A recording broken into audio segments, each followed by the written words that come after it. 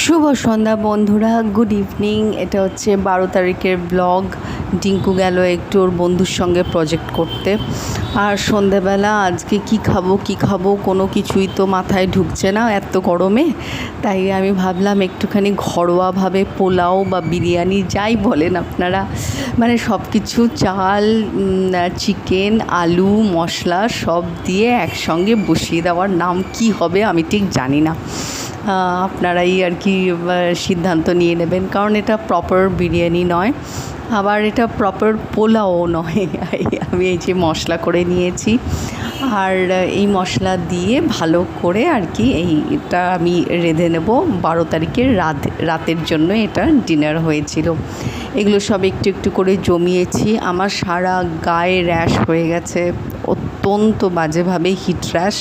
আমি মানে সেরকমভাবে কিছু গায়ে পরে থাকতেই পারছি না। একটা হালকা লিনেন আছে আমার বাড়িতে, সেইটা পরে কাটাচ্ছি। 14 বার স্নান করছি, আর ওষুধ এনেছি, অ্যালার্জির ওষুধ, সেই ওষুধ খাচ্ছি।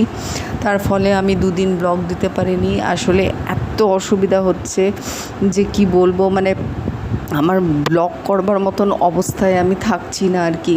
রাতে ঘুম হচ্ছে না, সকালবেলা প্রচণ্ড টায়ার্ড, সব নিয়ে একটা বিচ্ছিরি অবস্থা। আর তার মধ্যেই ছোট একটা দুটো জিনিস আর কি কোনো রকমে আর কি শ্যুট করে রেখেছিলাম, যেগুলো আর কি আমি ফেলিনি। আমি ভাবলাম যে যেদিন আমি ব্লগ দেব আবার এগুলো আমি সব অ্যাড করে দেব। তো সেদিনকে 12 তারিখ রাতে হয়েছিল, মানে জামাই ষষ্ঠীর দিন থেকে আমি আর কোনো ব্লগ দিতে পারিনি 2 দিন। তো ওই দিন রাত্রে সবাই মিলে এরকম করে আমরা একটা বিরিয়ানি টাইপ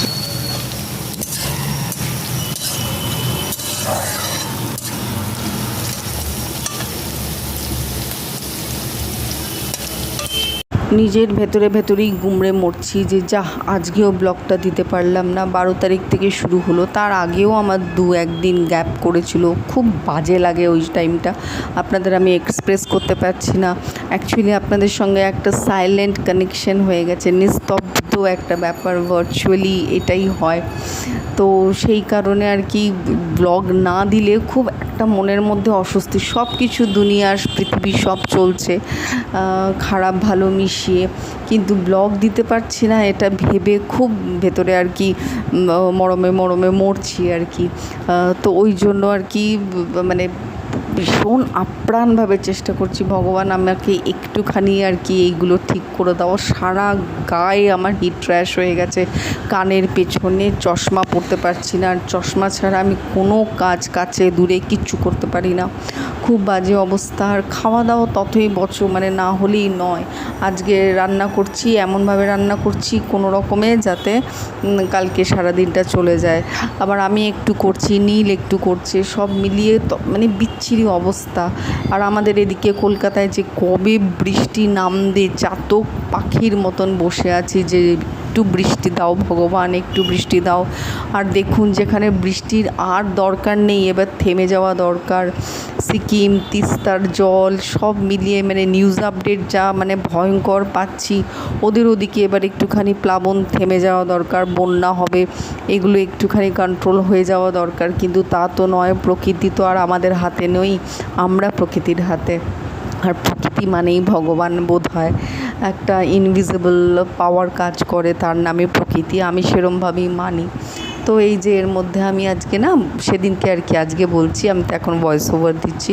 সেদিনকে আমি গোবিন্দভোগ চাল দিয়ে দিয়েছিলাম যাতে খেতে একটু গন্ধ বেশ সুন্দর লাগে, মানে সুন্দর সুগন্ধ হয় আর কি খাবার মধ্যে। আর কিচ্ছু খাবার তো নেই, সারাদিন শুধু সেদ্ধ ভাত, এটার মধ্যেও কিচ্ছু দিইনি, রসুন কিচ্ছু না, শুধু পেঁয়াজ, গরম মশলা আর একটুখানি ওই আদা, এই দিয়ে করা হয়েছে। যাই হোক, আরেকটি দিন শুরু করলাম। এই যে সেদিনকে এইটাই ব্রেকফাস্ট করেছি, এটা হচ্ছে 13 তারিখ সকালবেলা। উঠে দেখলাম সারা রাত্রি না ঘুমিয়ে যে ডিঙ্কুর আর নীলের ব্রেকফাস্ট হয়ে গেছে, আর ওরা ব্রেকফাস্ট করে আমার জন্য রেখে দিয়েছিল। তো কোনো রকমে খেয়ে আমি একটা ওই হালকা আবার সেই সবজির ঝোল বানালাম, তার জন্যেই প্রিপারেশন নিচ্ছি। ওই পটল ভাজা হবে আর ঝিঙে কেটে নিচ্ছি, ঝিঙে দিয়ে ডাল হবে, ভাত, ব্যাস। আর একটু আমের আচার আছে, বাড়িতে থাকে, সেই আচার দিয়ে হয়ে যাবে, প্লাস লেবুও তো আছে। এটাই যেন মনে হচ্ছে বিশাল বড় বিয়ে বাড়ি বা কোনো ইভেন্ট বা কোনো নেমন্তন্ন বাড়ির খাবার, বিশ্বাস করুন। আর সব সময় জল ঢালা ভাত খাওয়া যায় না, আমি তো একদম খেতে পারি না, ডিঙ্কুও খেতে পারে না। নীল এক দুবার খায় কিন্তু তারপর পারে না, কারণ জল ঢালা ভাতের একটা মাত্র বিশাল বড় প্রবলেম, সেটা হচ্ছে সারা গায়ে ব্যথা হয়, কারণ প্রচণ্ড জল ইনটেক হয়ে যায়, মানে এক্সেসিভ জল আবার খুব ক্ষতিকর। যাই হোক, সেদিনকে আর কি এরকম সবজি দিয়ে আর কি কোনো রকমে করে নিয়েছিলাম। এটা হচ্ছে 13 তারিখ সকাল, অর্থাৎ আজকে এখন ভয়েস ওভার দিচ্ছি 14 তারিখ, আর গতকালের এটা আর কি করেছিলাম। এই টুকটুক করে একটু একটু করে করছি, তারপর এত পরিশ্রান্ত হয়ে পড়ছি, আর মাথায় থাকছে না যে একটুখানি ভিডিও করি, শ্যুট করি, আপনাদের সঙ্গে শেয়ার করি, একটু কথা বলি। বিশ্বাস করুন খুব বাজে লাগছে, কারণ এই যে একটু বন্ধুত্বপূর্ণ একটা জায়গা তৈরি হয়েছে, সেই জায়গাটা না নিজেকে ভীষণ খামতি মনে হচ্ছে কত দিন মানে মানুষকে কথা দিয়েছি অথচ দেখা করে দিই, যে হলে যেরকম হয়, আমার মনে এখন তাই হচ্ছে। আর আজকে এখন ব্লগ করছি আর কি, শ্যুট করেছি, ভয়েস ওভার দিচ্ছি। আজকে একটু আসলে 2 দিন ধরে ওষুধ খাচ্ছি, তাতে একটু হয়তো ওই ইরিটেশনটা কমেছে। অসম্ভব ইরিটেশন, সারাক্ষণ মনে হচ্ছে গা হাত পা কিছু একটা দিয়ে ডলি আর কি, মানে যে চুলকোতে পারবো না, কারণ ওটা আবার বিচ্ছিরি জায়গায় পৌঁছে যাবে, ওটা সাইড এফেক্ট খুব খারাপ। ওই জন্য আমি কোনো কিছু ওগুলো করি না। স্কিনের ব্যাপার তো, স্কিনটা একটা বিচ্ছিরি জিনিস, যেখানে একটু এদিক থেকে সেদিক হলে, মানে একটু আপনি অসতর্ক হলে আর কি ওটা একটা অন্য জায়গায় অনেক দিন বাদে সেটা ধারণ করে। সেই ভয়ে আমি কোনো কিছু একটা মানে গামছা বা একটা রুমাল নিয়ে আমি যে জায়গাগুলো মিশমিশ করছে গায়ে, ওই জায়গাগুলো হালকা হালকা করে রাব করছি। আর এটা বিশ্বাস করুন 24 ঘন্টা আমার সঙ্গে চলছে, রাতে ঘুমোতেও পারছি না। তো এত কিছু এক্সকিউজ নিয়ে তো আর ব্লগ হয় না, আর আমি এক্সকিউজ দিতেও চাইছি না। শুধু আপনাদের কাছে একটুখানি আর কি ভালোবাসা চাইছি, যে আমার 2 দিন 1 দিন করে গ্যাপ হয়ে যাচ্ছে, আপনারা আমার সঙ্গে থাকুন। আমি মানে একটা কন্টিনিউয়েশন ব্রেক করে গেলে না আমার খুব ইতস্তত হয়, জানি অনেকেরই হয়, যাদের হয় তারা আমার ব্যাপারটা বুঝতে পারছে না আজকে। এই কন্টিনিউয়েশন ব্রেক করে গেছে, একে শরীরটা এত খারাপ, আর ভাগ্য ভালো যে ডিঙ্কুর কলেজ একটুখানি গ্যাপ দিয়েছে, ওর আবার 24 তারিখ থেকে, মানে জুনের 24 তারিখ থেকে ওর ফুল ফ্লেজে আবার পরীক্ষা শুরু হবে। এই গ্যাপটা রয়েছে বলে ওকে বাইরে বেরোতে হচ্ছে না, কিন্তু ঘরে থেকেও বা শান্তি কোথায়, সারাক্ষণ ধরে 3 জনে মিলে স্নান করে যাচ্ছি, একবার এই যাচ্ছে, একবার আমি যাচ্ছি, একবার ডিঙ্কু যাচ্ছে, মানে এই চলছে সবার বাড়িতেই সেই একই অবস্থা। কোনো রকমে আর কি টুকটুক করে ঘরের কাজগুলো হচ্ছে, খেতে ইচ্ছা করছে, খিদে পাচ্ছে, কিন্তু সেই খাবার হজম করার মতন অবস্থা নেই। ডিঙ্কু ওইটুকুনি বাচ্চা একটা মানুষ, ওর আর কি বলছে না মা এত কিছু খাবো না। যাই হোক, এরমভাবেই চলছে দিনগুলো। তো আমি ভাবছিলাম যে যদি আমার এই ওষুধে কাজ দেয়, আমি যত তাড়াতাড়ি সম্ভব তাড়াতাড়ি উঠে একটুখানি ব্লগ করি। ব্লগ যখন করতে থাকি, শ্যুট যখন করতে থাকি না, অন্য কিছু আর মাথায় থাকে না তো, আর এত এই গরম কষ্ট এগুলো সব মাথা থেকে উবে যায়। ওটাই ওই জন্য ভাবছিলাম যে কত তাড়াতাড়ি উঠে একটুখানি আর কি সুস্থ হয়ে ব্লগটা বানাতে থাকি। ওই দিকে ক্যাপাসিটি আর কি মাইন্ডের ফোকাসটা দিয়ে দিলে আর কোথায় কি হচ্ছে না হচ্ছে সেদিকে খেয়াল থাকবে না। আর কিছু শর্টস বানিয়ে রেখেছিলাম যেদিনকে আর কি বৃষ্টি হয়েছিল, বোধহয় 12 তারিখ কি 11 তারিখ একটা হালকা করে বৃষ্টি হয়েছিল, সেই বৃষ্টিতে কয়েকটা মানে শর্টস বানিয়ে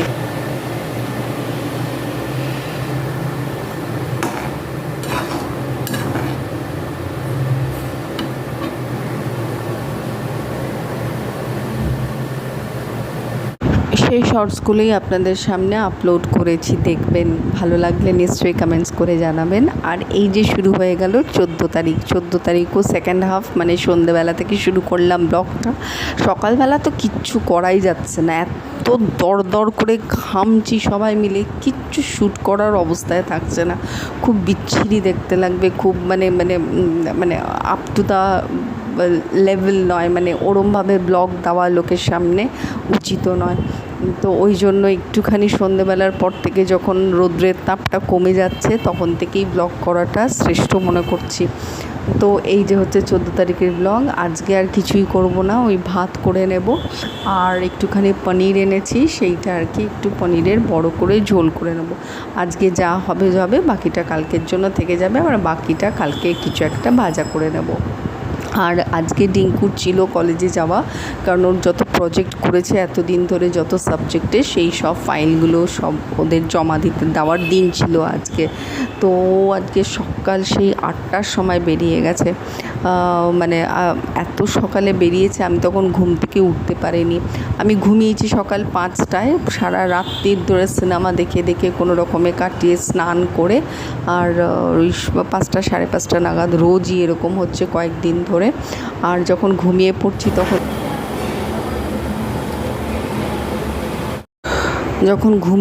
তখন নীল আর ডিঙ্কু উঠে পড়ছে।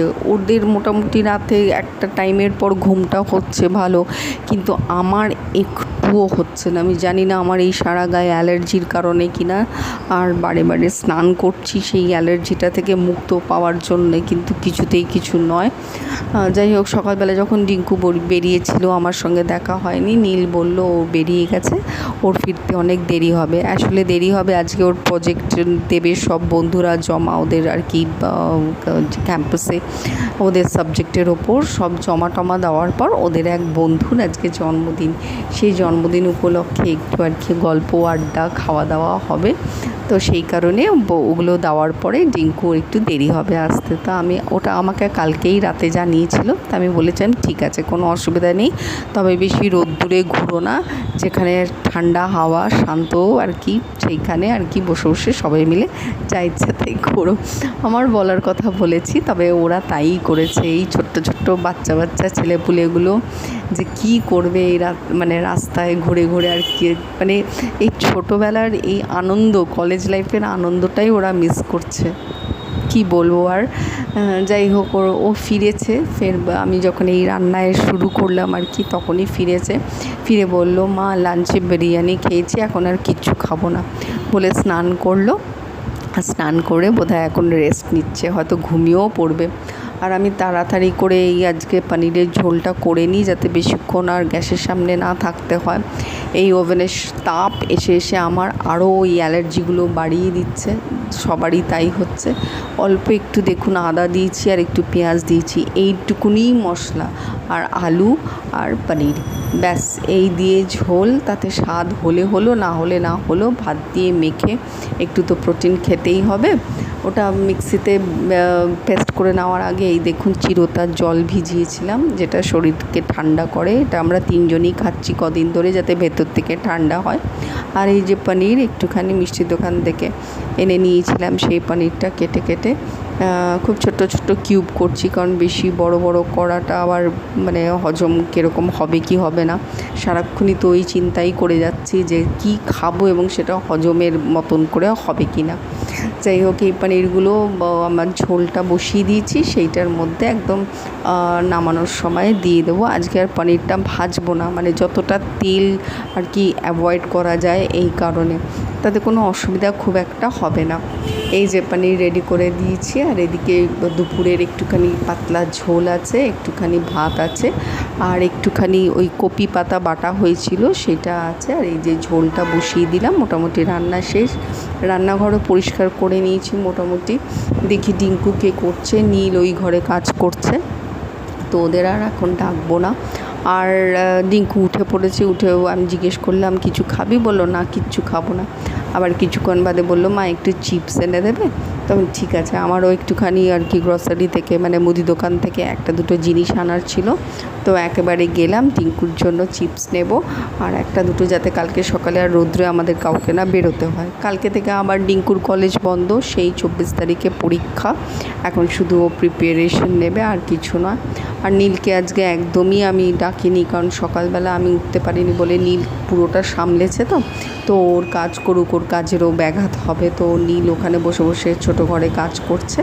আর এই যে আমি টুকটাক কয়েকটা জিনিস নিয়ে আমার বাড়ির সামনে থেকে রাস্তায় আর কি আবার বাড়িতে ঢুকে যাব। তো তো আপনাদের এইটুকুনি বলার, যেরকম ভালোবাসা আমায় দিচ্ছিলেন সেরকমই দেবেন। আমি ভীষণভাবে আর কি মানে দুঃখিত যে আমি এই দুদিন একদম ক্যাপাসিটি ছিল না ব্লগ করবার, তাই আপনাদের কিচ্ছু শেয়ার করতে পারিনি। তো আজকের মতন টাটা, শুভরাত্রি, গুড নাইট। আবার দেখা হবে নতুন আর